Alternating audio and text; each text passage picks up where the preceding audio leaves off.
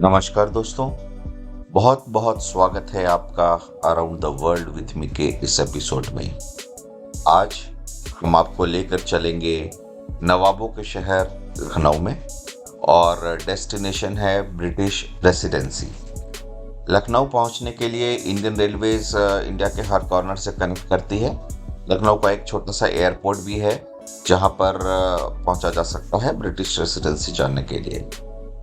जो ये British residency है या जनरली इसको रेसिडेंसी के नाम से जाना जाता है, ये एक छोटे छोटे बिल्डिंग्स का एक कॉमन कॉम्प्लेक्स है जो लखनऊ में है और इसका यूज़ किया जाता था ब्रिटिश रेसिडेंट जनरल जो यहाँ पर डिप्यूटेड थे, उनको रहने के लिए इसको यूज़ किया जाता था। और ये जो ब्रिटिश रेसिडेंट जनरल थे ये अवध के नवाब के कोर्ट में या उनके दरबार में या उनके यहाँ पर ये ऑफिशियल रिप्रेजेंटेशन ब्रिटिश गवर्नमेंट्स का था। तो इस रेसिडेंसी में जो खास बात ये है कि यहाँ पर अलग अलग तरह के लोगों के पूरे रहने की व्यवस्था थी। जो ब्रिटिश हाई ऑफिशियल्स आते थे वो सारा यहाँ पर रहा करते थे। उन सब के लिए अलग किचन था, बैंकेट हॉल जैसी चीज़ें यहाँ पर ऑर्गेनाइज किया गया है। यहाँ पर डॉक्टर्स अवेलेबल थे फुल टाइम, जो ब्रिटिशर्स को या ब्रिटिश रेसिडेंसी में जो गेस्ट रहा करते थे और जो स्पेशली जो रेसिडेंट जनरल रहा करते थे उनके लिए ये था। तो ये जगह अभी भी एक मॉन्यूमेंट है जो प्रोटेक्टेड मॉन्यूमेंट है। वैसे इस प्रोटेक्टेड मॉन्यूमेंट में खंडहर बहुत ज़्यादा हो गया है, बहुत ज़्यादा चीज़ें टूट फूट गई हैं, लेकिन ये बिल्कुल ही अपने इस विरासत को याद दिलाता है और शान शौकत को याद दिलाता है जो ब्रिटिश राज में हुआ करता था। नवाब आसफ-उद-दौला जो 1775 में थे, उन्होंने अपने कैपिटल को फैज़ाबाद से लखनऊ को मूव किया था और इस समय लखनऊ के रेसिडेंसी का कंस्ट्रक्शन 1780 से लेकर 18,000 AD में ये किया गया था। तो नवाब आसफ-उद-दौला ने यहाँ पर इसका निर्माण करवाया था और सादत अली खान जो अवध के 5th नवाब थे और इनके समय तक ये पूरा का पूरा रेसिडेंसी कंप्लीट हुआ था। जुलाई 1857 से नवंबर 1857 तक।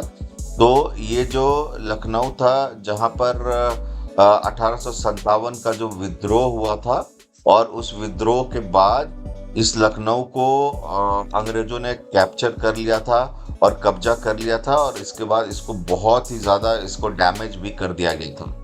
आइए देखते हैं।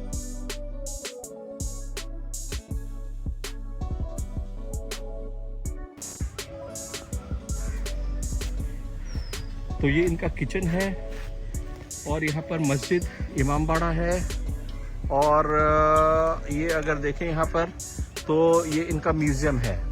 तो अंग्रेज़ों के समय में जब इस रेसिडेंसी की जो भव्यता थी वो आज भी यहाँ पर कहीं ना कहीं दिखती है। ध्यान से देखें तो तोप हमें यहाँ नज़र आ सकते हैं, ये तोप है और ये सारी चीज़ें हैं जो अंग्रेज़ों के समय से अभी प्रोटेक्ट करने की कोशिश की जा रही है। गवर्नमेंट इसको प्रोटेक्ट करने की कोशिश कर रही है ताकि उस समय के ये सामने किचन है जहाँ पर सारे गेस्ट के लिए यहाँ पर खाना बनाया जाता था और रेसिडेंसी के समय में लगभग एंड ऑफ 1890 के आसपास तो ये जगह थे जहाँ पर ब्रिटिशर्स और उनकी आर्मी और रेसिडेंट्स जब यहाँ पर अलॉट किए गए थे तो वो यहाँ रहा करते थे। ट्रेजरी के ये ट्रेजरी का भवन है। ये जो है जगह ये डॉक्टर फेरर थे, एक डॉक्टर फेरर रेसिडेंसी के सर्जन थे। तो ये 1857 में थे और इसके तरफ दोनों तरफ इसके गार्डन उस ज़माने में हुआ करता था। तो ये उनके रहने का घर था डॉक्टर का। तो डॉक्टर फेरर का घर के नाम से ये जगह फेमस है। आइए इसके अंदर देखते हैं।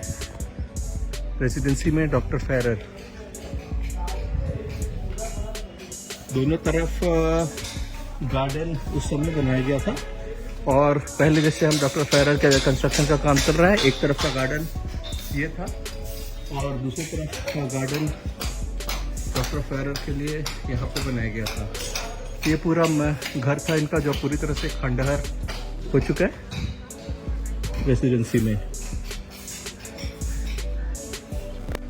ये रेसिडेंसी का बैंकेट हॉल है, तो अलग अलग तरह के फंक्शंस सेलिब्रेशंस इसमें किए जाते थे और सेलिब्रेशन में एक बैंकेट हॉल की रिक्वायरमेंट रहती थी।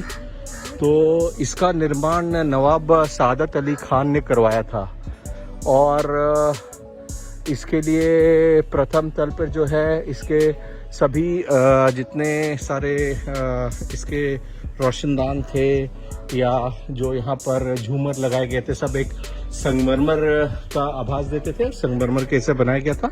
तो पूरा का पूरा बैंकेटिंग हॉल है और इस बैंकेटिंग हॉल को देखिए अंदर, तो ये स्पेस है जहाँ पर लोगों को पार्टी सेलिब्रेशंस करने की ये पूरी की पूरी जगह थी।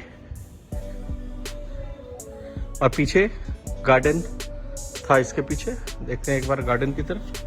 बैंकेट हॉल में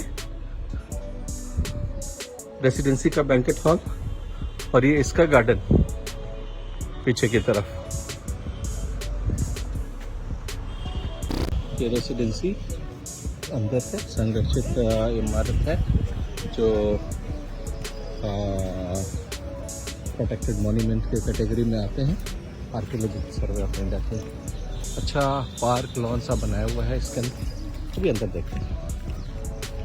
ली गार्डन है गेट जिसका नाम है और ये 1857 का जो स्वतंत्रता संग्राम हुआ था उसके फलस्वरूप यहाँ पर रेसिडेंसी का निर्माण किया गया था।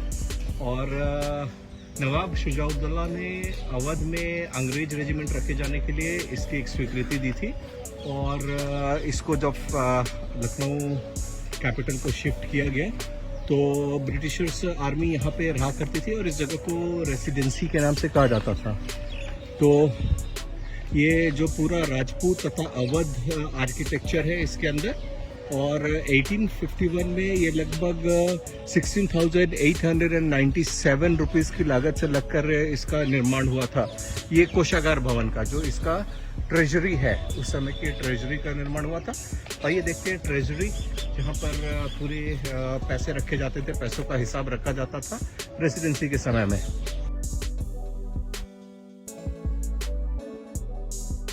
इस रेसिडेंसी को अब एक टूरिस्ट स्पॉट के रूप में डेवलप किया गया है और ये जो पुरानी बिल्डिंग है इसके आसपास लॉन बनाए गए हैं, सुंदर सुंदर फ्लावर बर्ड्स लगाए गए हैं जो टूरिस्ट अट्रैक्शन भी है इसके। इस रेसिडेंसी के अंदर ही पास में एक चर्च भी है जहाँ लगभग 2000 लोगों की कब्रें भी हैं इसके अंदर। और इसमें जो सर हेनरी लॉरेंस थे उनका भी यहाँ पर कब्र है जो यहाँ के कब्जा में 1857 में यहाँ पर वो उनकी मृत्यु हुई थी। तो वहाँ पर लिखा भी हुआ है कि here is the son of empire who died and tried to do his duty.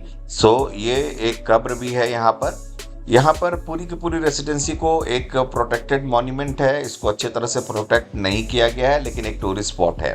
तो दोस्तों जब भी मौका मिले लखनऊ आने का, रेसिडेंसी का एक ट्रिप कीजिएगा। Bye bye, take care.